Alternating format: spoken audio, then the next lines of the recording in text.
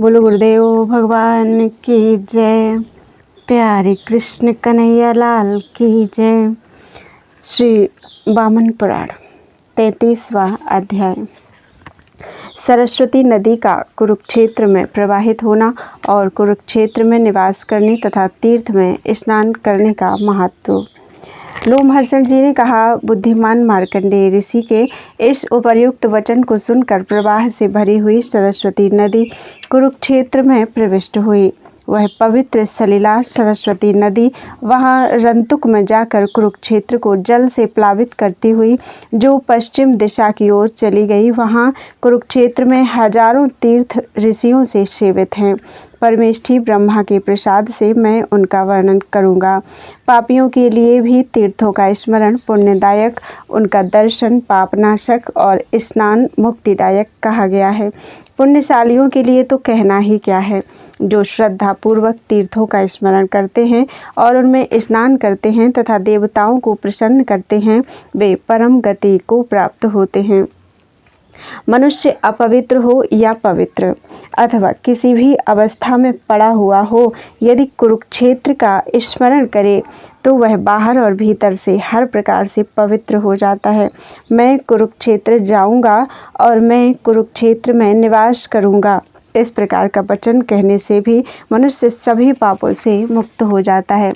मानवों के लिए ब्रह्म ज्ञान, गया में श्राद्ध, गौओं की रक्षा में मृत्यु और कुरुक्षेत्र में निवास, यह 4 प्रकार की मुक्ति कही गई है।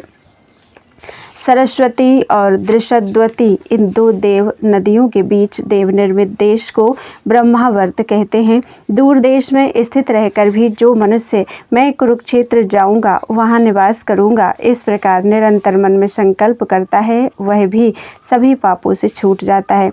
वहां सरस्वती के तट पर रहते हुए सरोवर में स्नान करने वाले मनुष्य को निश्चित ब्रह्म ज्ञान उत्पन्न हो जाता है। देवता, ऋषि और सिद्धलोक सदा कुरुजांगल का निवास करते हैं, सेवन करते हैं। उस तीर्थ का नित्य सेवन करने से, वहां नित्य निवास करने से मनुष्य अपने भीतर ब्रह्म का दर्शन पाता है। जो भी पापी चंचल मानव जीवन पाकर जितेंद्रिय होकर मोक्ष प्राप्त करने की कामना से वहां निवास करते हैं, वे अनेक जन्मों के पापों से छूट जाते हैं तथा अपने हृदय में रहने वाले निर्बल देव सनातन ब्रह्म का दर्शन करते हैं। जो मनुष्य ब्रह्मवेदी कुरुक्षेत्र एवं पवित्र सन्निहित सरोवर का सदा सेवन करते हैं, वे परम पद को प्राप्त करते हैं। समय पर ग्रह नक्षत्र एवं ताराओं के भी पतन का भय होता है, किंतु कुरुक्षेत्र में मरने वालों का कभी पतन नहीं होता।